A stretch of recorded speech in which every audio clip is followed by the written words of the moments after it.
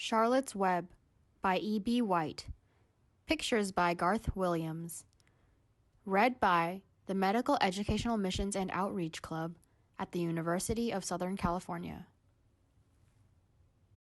Chapter 1 Before Breakfast. "Where's Papa going with that axe?" said Fern to her mother as they were setting the table for breakfast.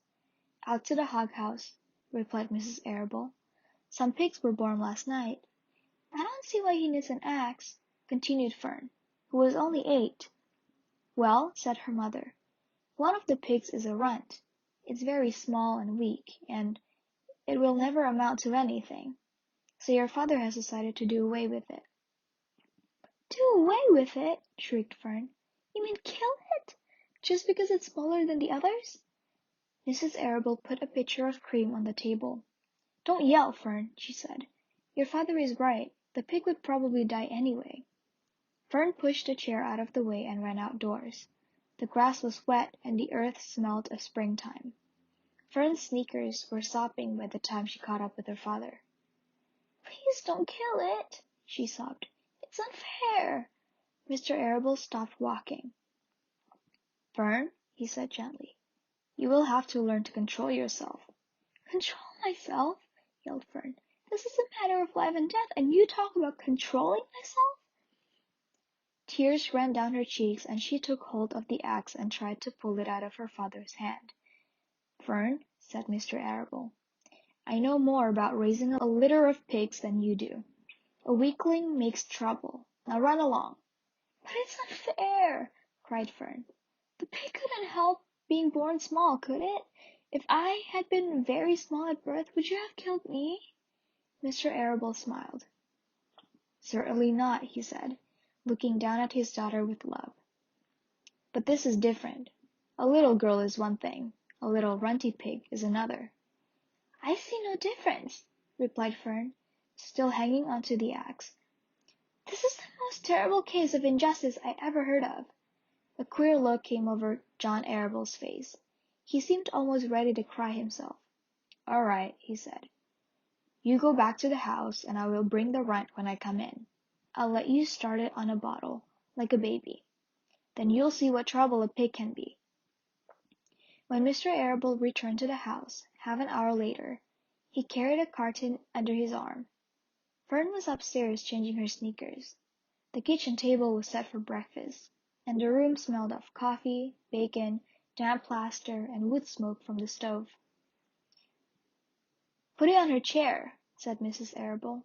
Mr. Arable set the carton down at Fern's place. Then he walked to the sink and washed his hands and dried them on the roller towel. Fern came slowly down the stairs. Her eyes were red from crying. As she approached her chair, the carton wobbled and there was a scratching noise. Fern looked at her father. Then she lifted the lid of the carton. There, inside, looking up at her, was the newborn pig. It was a white one. The morning light shone through its ears, turning them pink. "He is yours," said Mr. Arable. "Saved from an untimely death, and may the good Lord forgive me for this foolishness."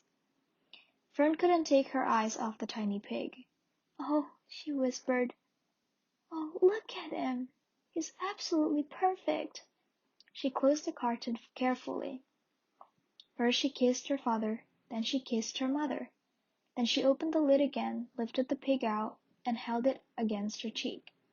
At this moment her brother Avery came into the room. Avery was 10. He was heavily armed, an air rifle in one hand, a wooden dagger in the other. "What's that?" he demanded. "What's Fern got?" "She's got a guest for breakfast," said Mrs. Arable. "Wash your hands and face, Avery." "Let's see it," said Avery, setting his gun down.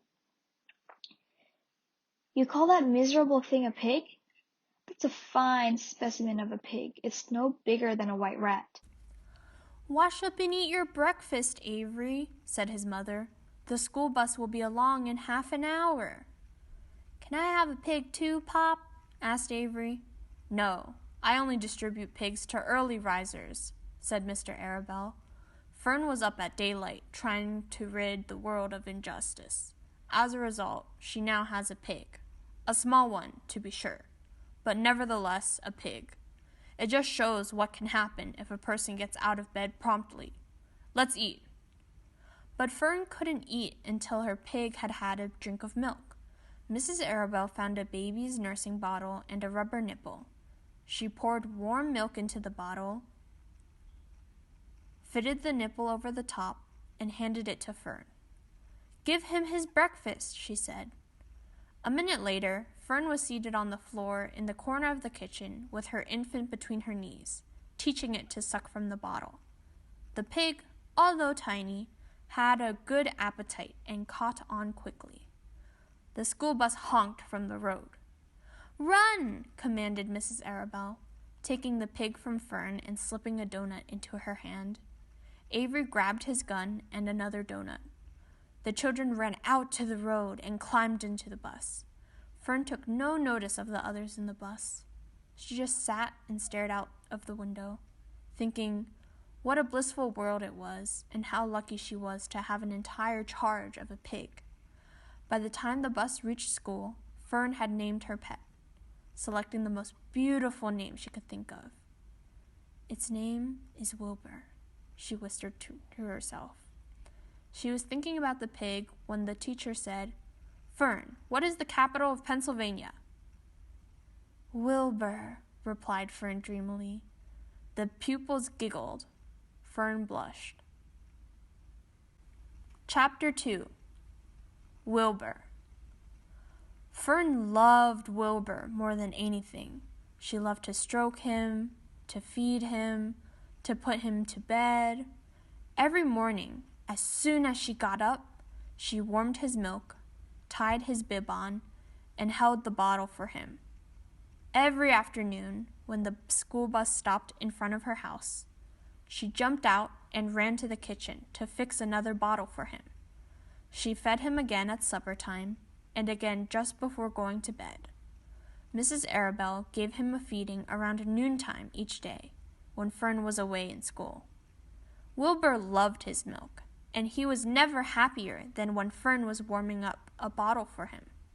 He would stand and gaze up at her with adoring eyes. For the first few days of his life, Wilbur was allowed to live in a box near the stove in the kitchen. Then, when Mrs. Arabelle complained, he was moved to a bigger box in the woodshed. At 2 weeks of age, he moved outdoors. It was apple blossom time, and the days were getting warmer. Mr. Arabelle fixed a small yard, specially for Wilbur, under an apple tree, and gave him a large wooden box full of straw, with a doorway cut in it so he could walk in and out as he pleased.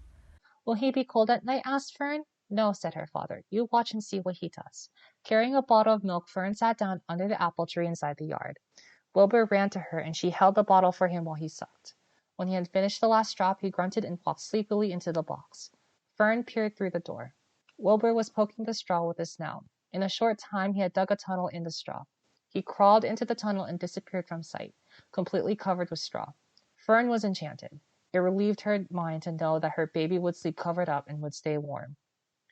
Every morning after breakfast, Wilbur walked out to the road with Fern and waited with her till the bus came. She would wave goodbye to him, and he would stand and watch the bus until it vanished around a turn. While Fern was in school, Wilbur was shut up inside his yard. But as soon as she got home in the afternoon, she would take him out and he would follow her around the place. If she went into the house, Wilbur went too.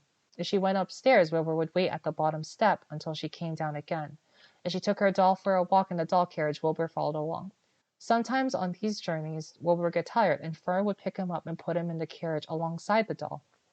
He liked this, and if he was very tired, he would close his eyes and go to sleep under the doll's blanket. He looked cute when his eyes were closed because his lashes were so long. The doll would close her eyes too, and Fern would wheel the carriage very slowly and smoothly so as not to wake her infants. One warm afternoon, Fern and Avery put on bathing suits and went down to the brook for a swim. Wilbur tagged along at Fern's heels. When she waded into the brook, Wilbur waded in with her. He found the water quite cold, too cold for his liking. So while the children swam and played and splashed water at each other, Wilbur amused himself in the mud along the edge of the brook, where it was warm and moist and delightfully sticky and oozy. Every day was a happy day and every night was peaceful. Wilbur was what farmers call a spring pig, which simply means that he was born in springtime. When he was 5 weeks old, Mr. Arable said he was now big enough to sell and would have to be sold. Fern broke down and wept, but her father was firm about it. Wilbur's appetite had increased. He was beginning to eat scraps of food in addition to milk. Mr. Arable was not willing to provide for him any longer. He had already sold Wilbur's 10 brothers and sisters. He's got to go, Fern, he said. You had your fun raising a baby pig, but Wilbur is not a baby any longer, and he has got to be sold. Call up the Zuckermans, suggested Mrs. Arable to Fern. Your Uncle Homer sometimes raises a pig, and if Wilbur goes there to live, you can walk down the road and visit him as often as you like. How much money should I ask for him? Fern wanted to know. Well, said your father, he's a runt. Tell your Uncle Homer you got a pig you'll sell for $6 and see what he says. It was soon arranged. Fern phoned and got her Aunt Edith, and her Aunt Edith hollered for Uncle Homer, and Uncle Homer came in from the farm and talked to Fern. When he heard that the price was only $6, he said he would buy the pig. Next day, Wilbur was taken from his home under the apple tree and went to live in the manure pile in the cellar of Zuckerman's barn. Chapter 3. Escape. The barn was very large. It was very old. It smelled of hay, and it smelled of manure. It smelled of the perspiration of tired horses and the wonderful sweet breath of patient cows. It often had a sort of peaceful smell, as though nothing bad could happen ever again in the world. It smelled of grain, and of harness dressing, and of axle grease, and of rubber boots, and of new rope. And whenever the cat was given a fish head to eat, the barn would smell of fish. But mostly it smelled of hay, for there always was hay in the great loft up overhead. And there was always hay being pitched down to the cows and the horses and the sheep. The barn was pleasantly warm in winter, when the animals spent most of their time indoors, and it was pleasantly cool in summer, when the big doors stood wide open to the breeze. The barn had stalls on the main floor for the workhorses, tie-ups on the main floor for the cows, a sheepfold down below for the sheep, a pig pen down below for Wilbur, and it was full of all sorts of things that you find in barns. Ladders, grindstones, pitchforks, monkey wrenches, scythes, lawnmowers, snow shovels, axe handles, milk pails, water buckets, empty grain sacks, and rusty rat traps. It was the kind of barn that swallows like to build their nests in. It was the kind of barn that children like to play in. And the whole thing was owned by Fern's uncle, Mr. Homer L. Zuckerman. Wilbur's new home was in the lower part of the barn, directly underneath the cows. Mr. Zuckerman knew that a manure pile is a good place to keep a young pig. Pigs need warmth, and it was warm and comfortable down there in the barn cellar on the south side. Fern came almost every day to visit him. She found an old milking stool that had been discarded, and she placed the stool in the sheepfold next to Wilbur's pen. Here she sat quietly during the long afternoons, thinking and listening and watching Wilbur. The sheep soon got to know her and trust her. So did the geese, who lived with the sheep. All the animals trusted her. She was so quiet and friendly. Mr. Zuckerman did not allow her to take Wilbur out, and he did not allow her to get into the pig pen.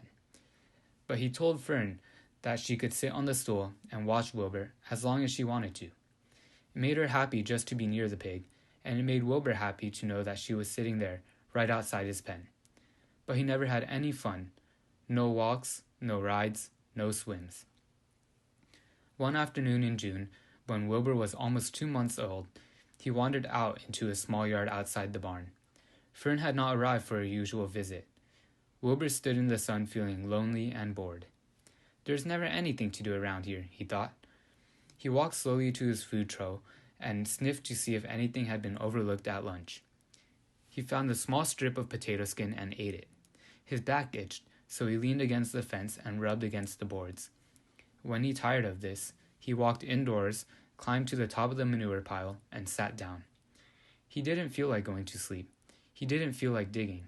He was tired of standing still, tired of lying down. I'm less than 2 months old, and I'm tired of living, he said. He walked out to the yard again. When I'm out here, he said, there's no place to go but in. When I'm indoors, there's no place to go but out in the yard. That's where you're wrong, my friend, said a voice. Wilbur looked through the fence and saw the goose standing there. You don't have to stay in that dirty little yard, said the goose, who talked rather fast. One of the boards is loose. Push on it, push on it, and come on out. What? Said Wilbur. Say it slower. At the risk of repeating myself, said the goose, I suggest that you come on out. It's wonderful out here. Did you say a board was loose? That I did, said the goose. Wilbur walked up to the fence and saw that the goose was right. One board was loose.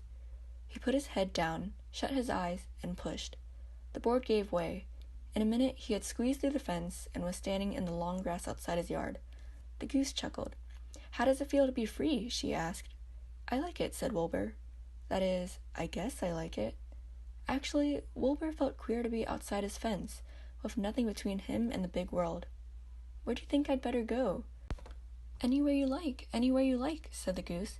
Go down through the orchard, root up the sod. Go down through the garden, dig up the radishes, root up everything, eat grass, look for corn, look for oats, run all over, skip and dance, jump and prance. Go down through the orchard and stroll in the woods. The world is a wonderful place when you're young. I can see that, replied Wilbur. He gave a jump in the air, twirled, ran a few steps, stopped, looked all around, smelled the smells of afternoon, and then set off walking down through the orchard. Pausing in the shade of an apple tree, he put his strong snout into the ground and began pushing, digging, and rooting. He felt very happy. He had plowed up quite a piece of ground before anyone noticed him. Mrs. Zuckerman was the first to see him. She saw him from the kitchen window, and she immediately shouted for the men. Homer! She cried. Pigs out! Lurvy! Pigs out! Homer! Lurvy! Pigs out! He's down there under that apple tree. Now the trouble starts, thought Wilbur. Now I'll catch it. The goose heard the racket, and she too started hollering. Run, run, run downhill! Make for the woods! The woods! She shouted to Wilbur. They'll never, never, never catch you in the woods. The cocker spaniel heard the commotion, and he ran out from the barn to join the chase. Mr. Zuckerman heard, and he came out of the machine shed where he was mending the tool. Lurvy, the hired man, heard the noise and came up from the asparagus patch where he was pulling weeds. Everybody walked toward Wilbur, and Wilbur didn't know what to do. The woods seemed a long way off, and anyway, he had never been down there in the woods and wasn't sure he would like it. Get around behind him, Lurvy, said Mr. Zuckerman, and drive him toward the barn. And take it easy. Don't rush him. I'll go and get a bucket of slops. The news of Wilbur's escape spread rapidly among the animals on the place. Whenever any creature broke loose on Zuckerman's farm, the event was of great interest to the others. The goose shouted to the nearest cow that Wilbur was free, and soon all the cows knew. Then one of the cows told one of the sheep, and soon all the sheep knew. The lambs learned about it from their mothers. The horses in their stalls in the barn pricked up their ears when they heard the goose hollering, and soon the horses had caught on to what was happening. Wilbur's out, they said. Every animal stirred and lifted its head and became excited to know that one of his friends had got free and was no longer penned up or tied fast. Wilbur didn't know what to do or which way to run. It seemed as though everybody was after him. If this is what it's like to be free, he thought, I believe I'd rather be penned up in my own yard. The cocker spaniel was sneaking up on him from one side. Lurvy, the hired man, was sneaking up on him from the other side. Mrs. Zuckerman stood ready to head him off if he started for the garden, and now Mr. Zuckerman was coming down toward him carrying a pail. This is really awful, thought Wilbur. Why doesn't Fern come? He began to cry. The goose took command and began to give orders. Don't just stand there, Wilbur. Dodge about, cried the goose. Skip around, run toward me, slip in and out, in and out, in and out. Make for the woods, twist and turn. The cocker spaniel sprang for Wilbur's hind leg. Wilbur jumped and ran. Lurvy reached out and grabbed. Mrs. Zuckerman screamed at Lurvy. The goose cheered for Wilbur. Wilbur dodged between Lurvy's legs. Lurvy missed Wilbur and grabbed the spaniel instead. Nicely done, cried the goose. Try it again. Run downhill, suggested the cows. Run toward me, yelled the gander. Run uphill, cried the sheep. Turn and twist, honked the goose. Jump and dance, said the rooster. Look out for Lurvy, called the cows. Look out for Zuckerman, yelled the gander. Watch out for the dog, cried the sheep. Listen to me, screamed the goose. Poor Wilbur was dazed and frightened by this hullabaloo. He didn't like being the center of all this fuss. He tried to follow the instructions his friends were giving him, but he couldn't run downhill and uphill at the same time, and he couldn't turn and twist when he was jumping and dancing, and he was crying so hard he could barely see anything that was happening. After all, Wilbur was a very young pig, not much more than a baby, really. He wished Fern were there to take him in her arms and comfort him. When he looked up and saw Mr. Zuckerman standing quite close to him, holding a pail of warm slops, he felt relieved. He lifted his nose and sniffed. The smell was delicious. Warm milk, potato skins, wheat middlings, Kellogg's cornflakes, and a popover left from the Zuckerman's breakfast. "Come, pig," said Mr. Zuckerman, tapping the pail. "Come, pig." Wilbur took a step toward the pail. "No, no, no," said the goose. "It's the old pail trick, Wilbur. Don't fall for it. Don't fall for it. He's trying to lure you back into captivity, Yibbity. He's appealing to your stomach." Wilbur didn't care. The food smelled appetizing. He took another step toward the pail. "Pig, pig," said Mr. Zuckerman in a kind voice, and began walking slowly toward the barnyard, looking all about him innocently, as if he didn't know that a little white pig was following along behind him. "You'll be sorry, sorry, sorry," called the goose. Wilbur didn't care. He kept walking toward the pail of slops. "You'll miss your freedom," honked the goose. "An hour freedom is worth a barrel of slops." Wilbur didn't care. When Mr. Zuckerman reached the pig pen, he climbed over the fence and poured the slops into the trough. Then he pulled the loose board away from the fence so that there was a wide hole for Wilbur to walk through. "Reconsider! Reconsider!" cried the goose. Wilbur paid no attention. He stepped through the fence into his yard. He walked to the trough and took a long drink of slops, sucking in the milk hungrily and chewing the popover. It was good to be home again. While Wilbur ate, Lurie fetched a hammer and some 8-penny nails and nailed the board in place. Then he and Mr. Zuckerman leaned lazily on the fence, and Mr. Zuckerman scratched Wilbur's back with a stick. "He's quite the pig," said Lurie. "Yes, he'll make a good pig," said Mr. Zuckerman. Wilbur heard the words of praise. He felt the warm milk inside his stomach. He felt the pleasant rubbing of the stick along his itchy back. He felt peaceful and happy and sleepy. This had been a tiring afternoon. It was still only about 4 o'clock, but Wilbur was ready for bed. "I'm really too young to go out into the world alone," he thought as he laid down. Chapter 4. Loneliness. The next day was rainy and dark. Rain fell on the roof of the barn and dripped steadily from the eaves. Rain fell in the barnyard and ran in crooked courses down into the lane where thistles and pigweed grew. Rain spattered against Mrs. Zuckerman's kitchen windows and came gushing out of the downspouts. Rain fell on the backs of the sheep as they grazed in the meadow. When the sheep tired of standing in the rain, they walked slowly up the lane and into the fold. Rain upset Wilbur's plans. Wilbur had planned to go out this day and dig a new hole in his yard. He had other plans, too. His plans for the day went something like this. Breakfast at 6:30, skim milk, crusts, middlings, bits of donuts, wheat cakes with drops of maple syrup sticking to them, potato skins, leftover custard pudding with raisins, and bits of shredded wheat. Breakfast would be finished at 7. From 7 to 8, Wilbur planned to have a talk with Templeton, the rat that lived under his trough. Talking with Templeton was not the most interesting occupation in the world, but it was better than nothing. From 8 to 9, Wilbur planned to take a nap outdoors in the sun. From 9 to 11, he planned to dig a hole or trench and possibly find something good to eat buried in the dirt. From 11 to 12, he planned to stand still and watch flies on the boards, watch bees in the clover, and watch swallows in the air. 12 o'clock, lunchtime. Middlings, warm water, apple parings, meat gravy, carrot scrappings, meat scraps, stale hominy, and the wrapper of a package of cheese. Lunch would be over at 1. From 1 to 2, Wilbur planned to sleep. From 2 to 3, he planned to scratch itchy places by rubbing against the fence. From 3 to 4, he planned to stand perfectly still and think of what it was like to be alive and to wait for Fern.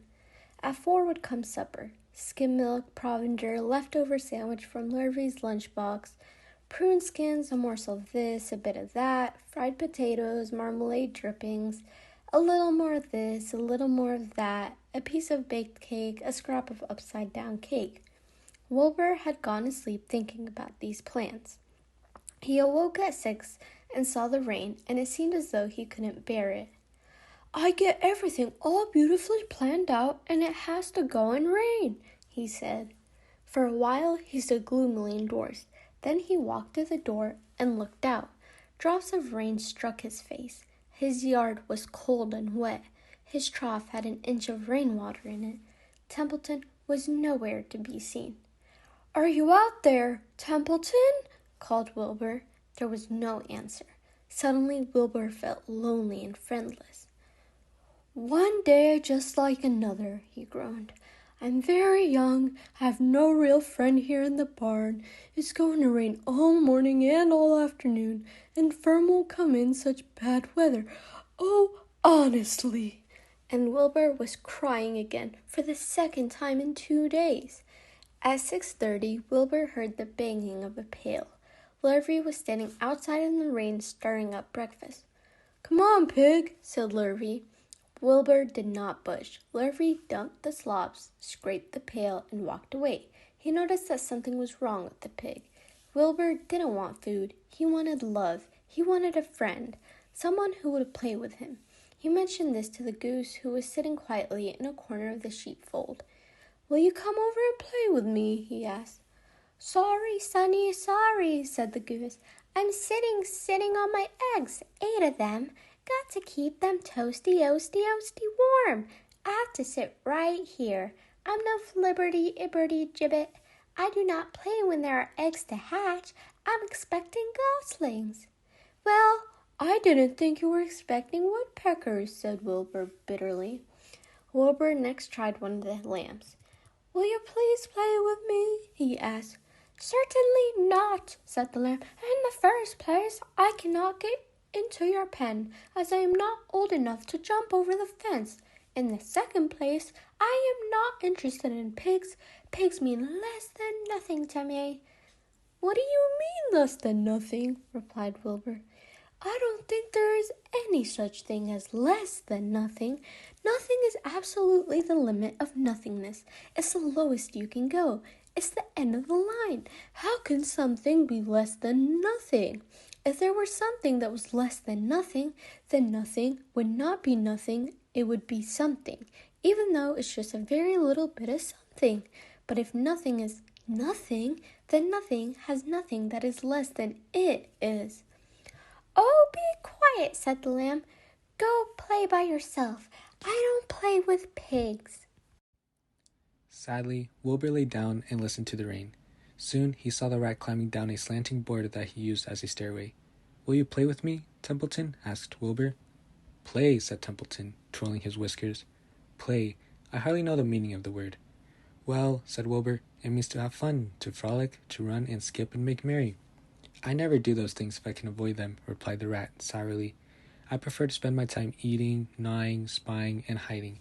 I am a glutton, but not a merrymaker. Right now, I am on my way to your trough to eat your breakfast, since you haven't gotten sense enough to eat it yourself. And Templeton, the rat, crept stealthily along the wall and disappeared into a private tunnel that he had dug between the door and the trough in Wilbur's yard. Templeton was a crafty rat, and he had things pretty much his own way. The tunnel was an example of his skill and cunning. The tunnel enabled him to get from the barn to his hiding place under the pig trough without coming out into the open.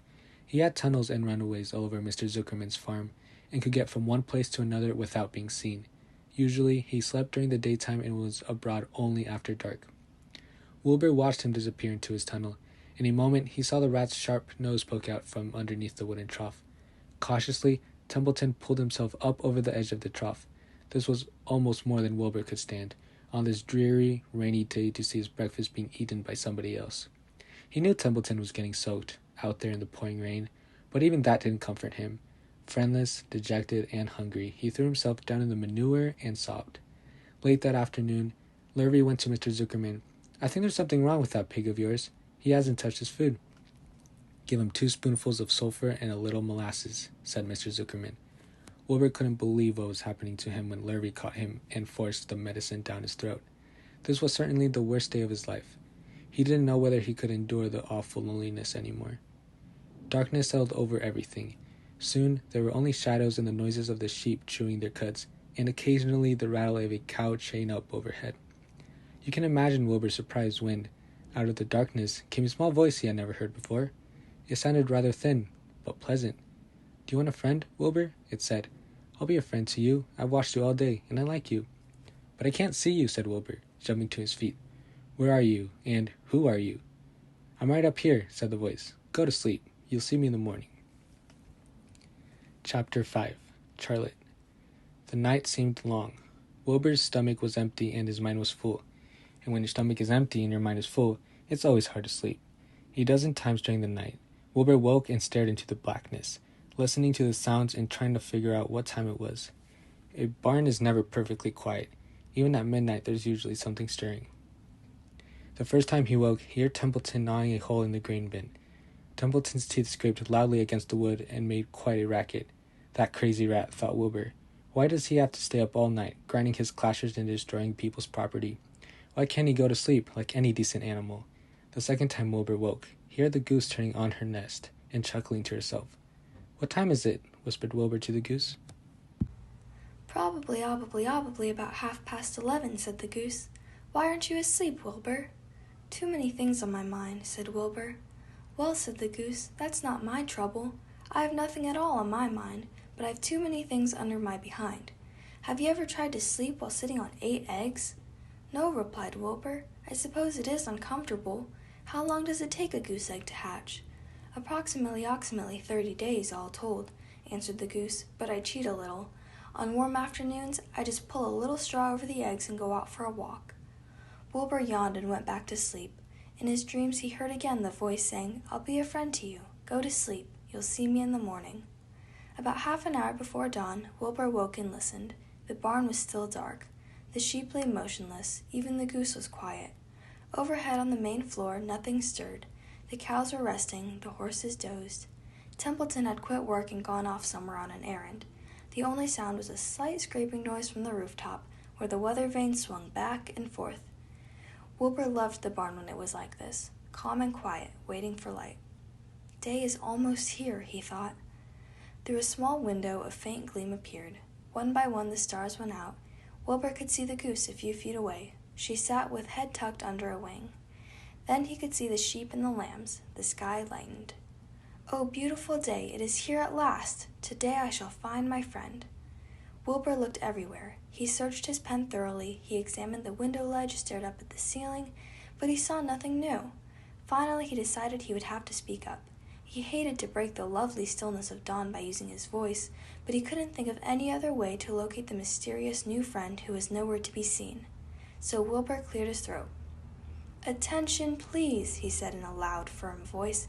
"Will the party who addressed me at bedtime last night kindly make himself or herself known by giving an appropriate sign or signal?" Wilbur paused and listened. All the other animals lifted their heads and stared at him. Wilbur blushed, but he was determined to get in touch with his unknown friend. "Attention, please," he said. "I will repeat the message.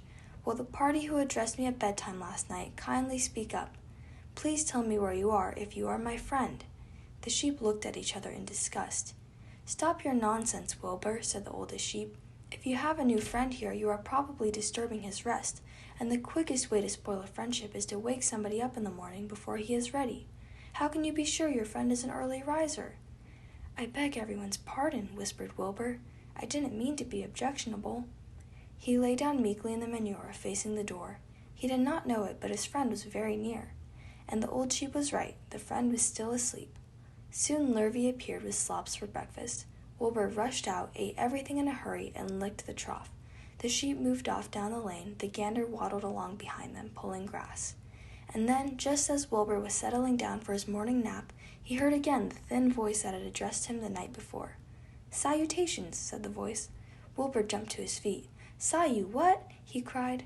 "Salutations," repeated the voice. "What are they, and where are you?" screamed Wilbur. Please tell me where you are. And what are salutations?" "Salutations are greetings," said the voice. When I say salutations, it's just my fancy way of saying hello or good morning. Actually, it's a silly expression, and I'm surprised I use it at all. As for my whereabouts, that's easy. Look up here in the corner of the doorway. Here I am. Look, I'm waving." At last Wilbur saw the creature that had spoken to him in such a kindly way. Stretched across the upper part of the doorway was a big spider web, and hanging from the top of the web, head down, was a large gray spider. She was about the size of a gumdrop. She had 8 legs, and she was waving one of them at Wilbur in friendly greeting. "See me now?" she asked. "Oh, yes, indeed," said Wilbur. "Yes, indeed. How are you? Good morning. Salutations. Very pleased to meet you. What is your name, please? May I have your name?" "My name," said the spider, "is Charlotte." "Charlotte what?" asked Wilbur eagerly. "Charlotte A. Cavatica, but just call me Charlotte." "I think you're beautiful," said Wilbur. "Well, I am pretty," replied Charlotte. "There's no denying that. Almost all spiders are rather nice looking. I'm not as flashy as some, but I'll do. I wish I could see you, Wilbur, as clearly as you can see me." "Why can't you?" asked the pig. "I'm right here." "Yes, but I'm nearsighted," replied Charlotte. "I've always been dreadfully nearsighted. It's good in some ways, not so good in others. Watch me wrap up this fly." A fly that had been crawling along Wilbur's trough had flown up and blundered into the lower part of Charlotte's web and was tangled in the sticky threads. The fly was beating its wings furiously, trying to break loose and free itself.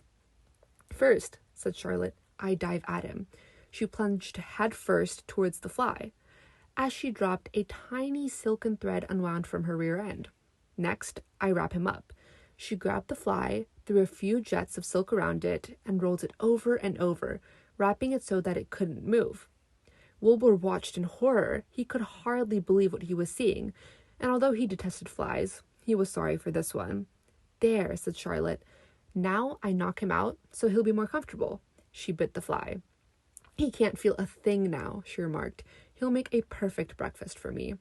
"You mean you eat flies?" gasped Wilbur. "Certainly. Flies, bugs, grasshoppers, choice beetles, moths, butterflies, tasty cockroaches, gnats, midges, daddy longlegs, centipedes, mosquitoes, crickets, anything that is careless enough to get caught in my web. I have to live, don't I?" "Why, yes, of course," said Wilbur. "Do they taste good?" "Delicious. Of course, I don't really eat them. I drink them, drink their blood. I love blood," said Charlotte, and her pleasant thin voice grew even thinner and more pleasant. "Don't say that," groaned Wilbur. "Please don't say things like that." "Why not? It's true, and I have to say what is true. I'm not entirely happy about my diet of flies and bugs, but it's the way I'm made. A spider has to pick up a living somehow or other, and I happen to be a trapper. I just naturally build a web and trap flies and other insects. My mother was a trapper before me, her mother was a trapper before her, and all our family have been trappers. Way back for thousands and thousands of years, we spiders have been laying for flies and bugs." "It's a miserable inheritance," said Wilbur gloomily. He was sad because his new friend was so bloodthirsty.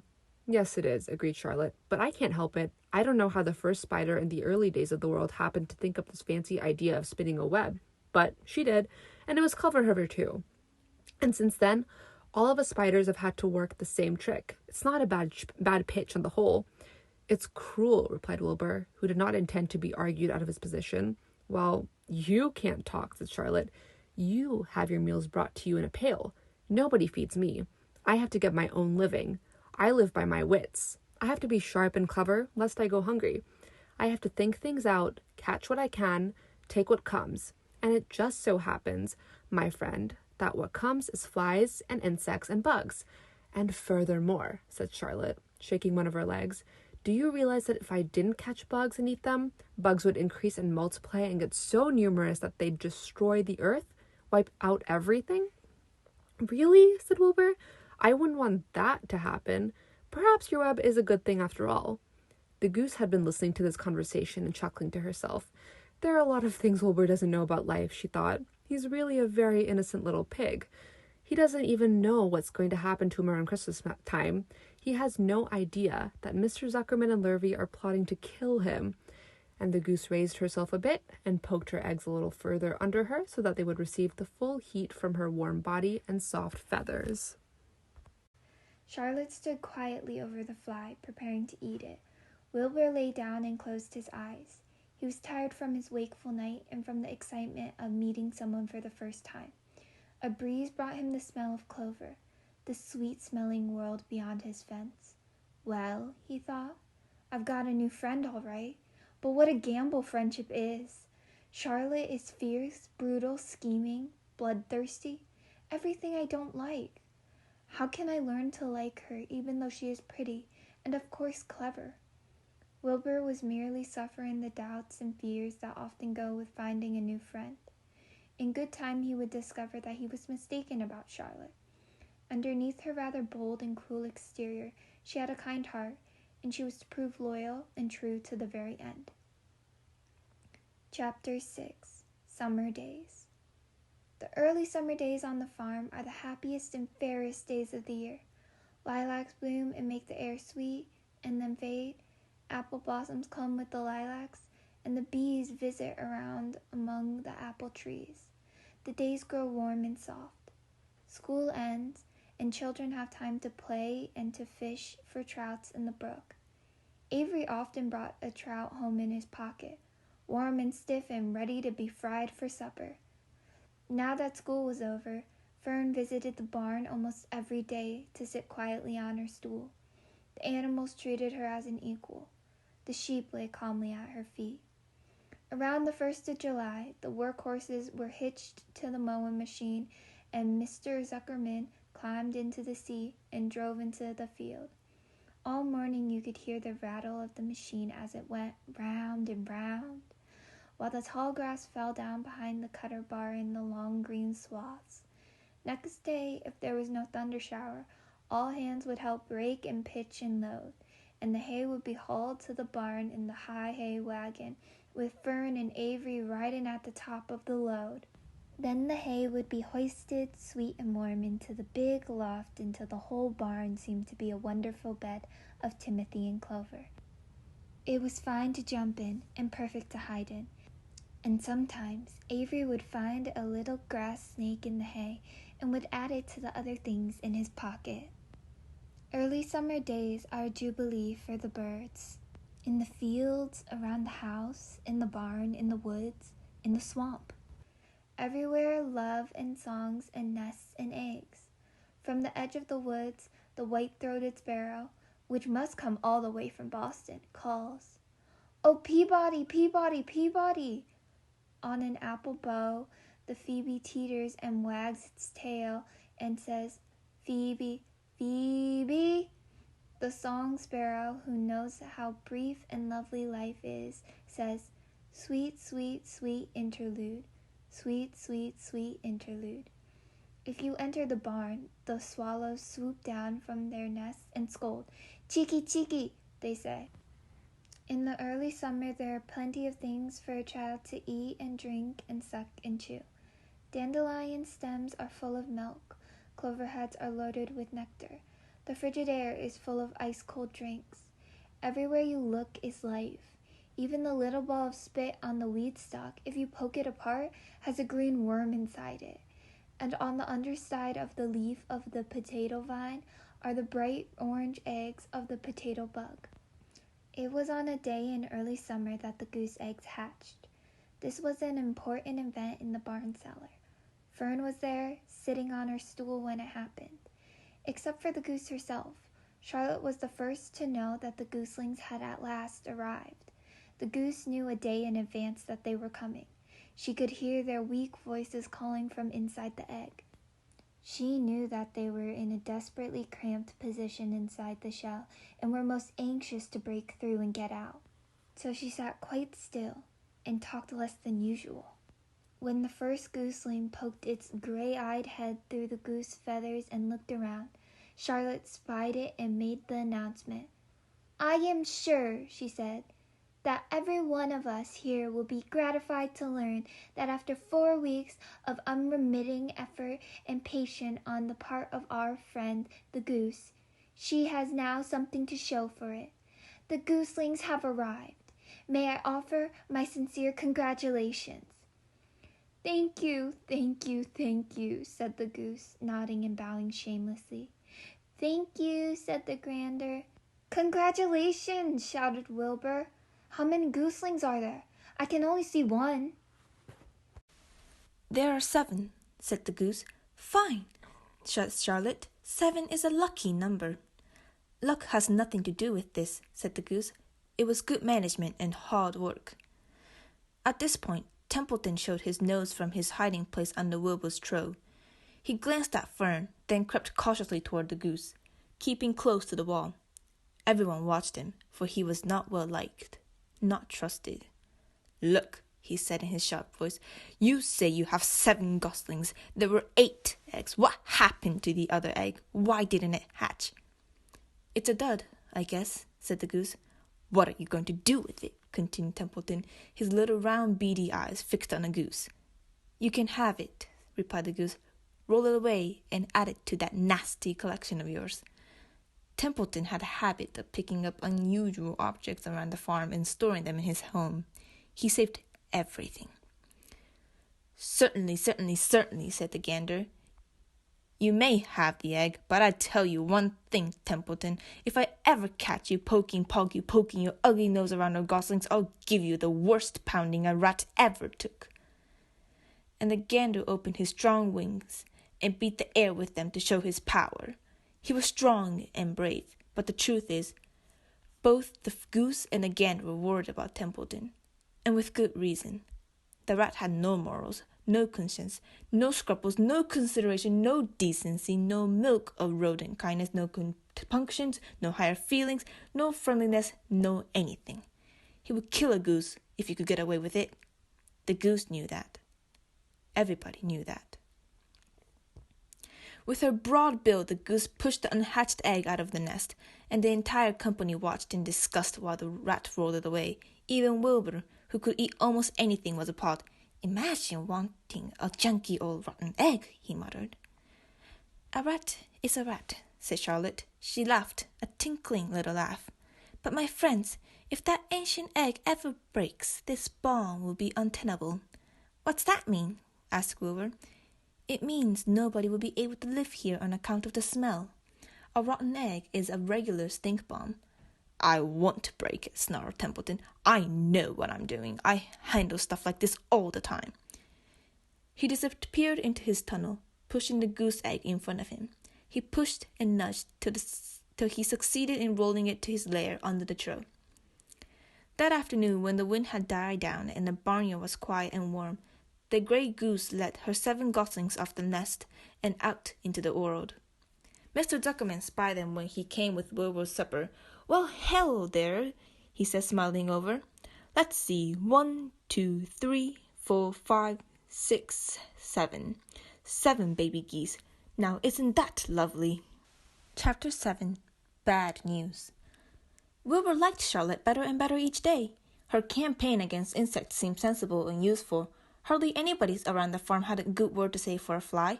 Flies spent their time pestering others. The cows hated them, the horses detested them, the sheep loathed them, and Mr. and Mrs. Duckerman were always complaining about them and putting up screens.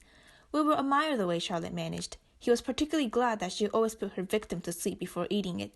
It really is thoughtful of you to do that, Charlotte. Yes, she replied in her musical voice. I always give them an anesthetic, so they won't feel pain. It's a little service I throw in. As the days went by, Wilbur grew and grew. He ate 3 big meals a day. He spent long hours lying on his side, half asleep, dreaming pleasant dreams. He enjoyed good health and he gained a lot of weight. One afternoon, when Fern was sitting on her stool, the oldest sheep walked into the barn and stopped to pay a call on Wilbur. Hello, she said. Seems to me you're putting on weight. Yes, guess I am, replied Wilbur. At my age, it's a good idea to keep gaining. Just the same, I don't envy you, said the old sheep. You know why they're fattening you up, don't you? No, said Wilbur. Well, I don't like to spread bad news, said the sheep, but they're fattening you up because they're going to kill you, that's why. They're going to what? Screamed Wilbur. Fern grew rigid on her stool. Kill you, turn you into smoked bacon and ham, continued the old sheep. Almost all young pigs get murdered by the farmer as soon as the real cold weather sets in. There's a regular conspiracy around here to kill you at Christmas time. Everybody is in the plot. Lurvy, Zuckerman, even John Arable. Mr. Arable, sobbed Wilbur. Fern's father? Certainly. When a pig is to be butchered, everybody helps. I'm an old sheep, and I see the same thing, same old business, year after year. Arable arrives with his .22, shoots the— Stop! Screamed Wilbur. I don't want to die. Save me, somebody, save me. Fern was just about to jump up when a voice was heard. Be quiet, Wilbur, said Charlotte, who had been listening to this awful conversation. I can't be quiet, screamed Wilbur, racing up and down. I don't want to be killed. I don't want to die. Is it true what the old sheep says, Charlotte? Is it true they are going to kill me when the cold weather comes? Well, said the spider, plucking thoughtfully at her web, the old sheep has been around this barn a long time. She has seen many a spring pig come and go. If she says they plan to kill you, I'm sure it's true. It's also the dirtiest trick I ever heard of. What people don't think of. Wilbur burst into tears. I don't want to die, he moaned. I want to stay alive right here in my comfortable manure pile with all my friends. I want to breathe the beautiful air and lie in the beautiful sun. You're certainly making a beautiful noise, snapped the old sheep. I don't want to die, screamed Wilbur, throwing himself to the ground. You shall not die, said Charlotte briskly. What, really? Cried Wilbur. Who's going to save me? I am, said Charlotte. How? Asked Wilbur. That remains to be seen, but I am going to save you, and I want you to quiet down immediately. You're carrying on in a childish way. Stop your crying. I can't stand hysterics.